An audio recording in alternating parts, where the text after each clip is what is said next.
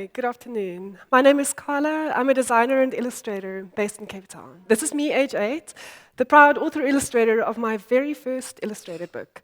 I've always loved writing and drawing. And so after 10 years in the design industry, I decided to take a study sabbatical and do my master's in illustration. I focused on poetry and illustration, two art forms that I love. I created 2 artist books for my graduate exhibition. And this talk is about what went into the making of one of those books, The Boy with a Fire in His Boot. Once there was a boy who burnt his foot. It all began in the Tsitsikama, on a farm in a forest where everything was asleep. The bed heard first and the covers parted. The old curtains blinked, too old for all this rushing around. And the farmers looked out to see flames waving from the valley below, where in the light of night the tree swayed akimbo, like in some fiery disco. A network of paths torchlit came alive as the nearby farmers arrived, armed with slopping buckets. Vines snapped, bark peeled back, the smell of cedar was strong, and smoke ran from the trees like a frightened dog. The night let out a gruff and smoky cough.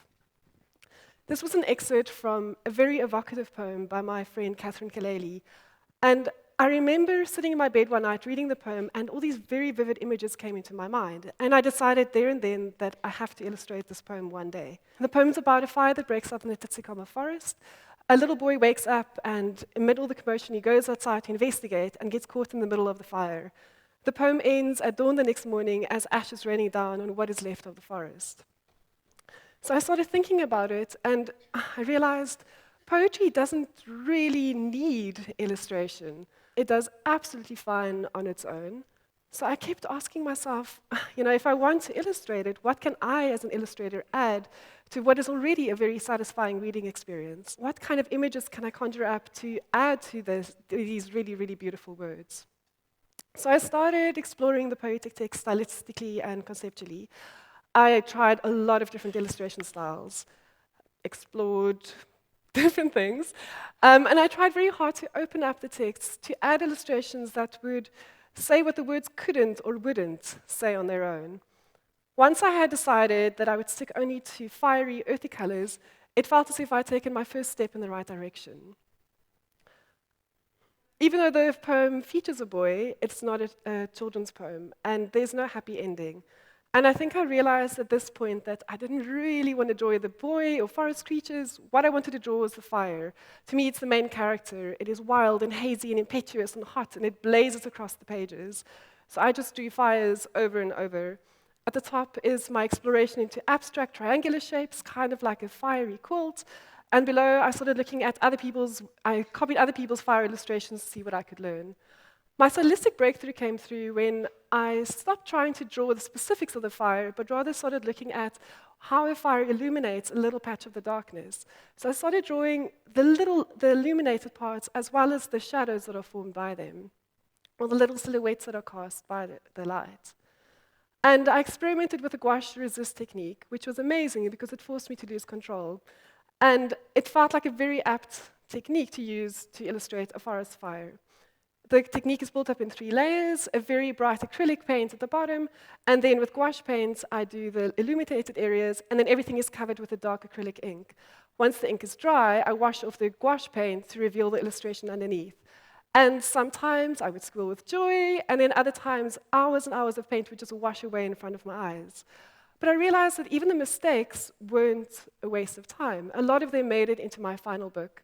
And there was something beautiful about the spontaneous beauty of these happy accidents that I don't think you could replicate intentionally. At the same time, I was trying to figure out how a poem could translate into the flow of a book. The pacing and rhythm is very important in a poem, and I try to be sensitive towards this. So I kept the line breaks intact, but I took creative license with the stanzas so that my narrative could flow as it wanted to across the pages. So there are 2 narratives that run parallel with each other and then also play off against each other, kind of like a counterpoint in music.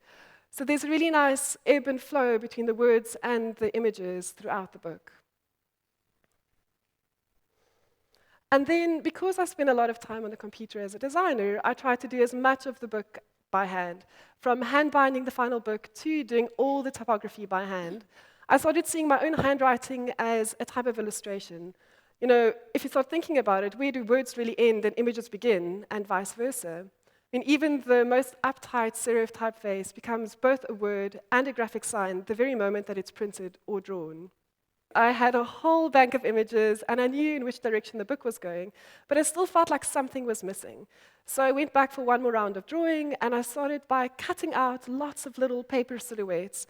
And I felt like finally I'd found something that just balanced out the very wild fire illustrations. I think it was their graphic simplicity that worked. And in a spread like this, it feels to me like all these explorations start coming together.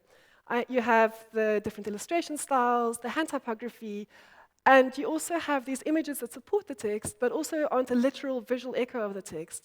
Instead, they reveal little secrets the words haven't told us yet. For example, the boy is introduced in the illustration, and it hasn't been mentioned in the text yet. I think it's a very different reading experience to reading the poem on its own. And what I love about this is, even though the poems and the illustrations are still amazing artworks in their own right, once you have experienced them and read them together as an illustrated poem, something is lost when you see them in a separate way. And here, very quickly, then, is my final book.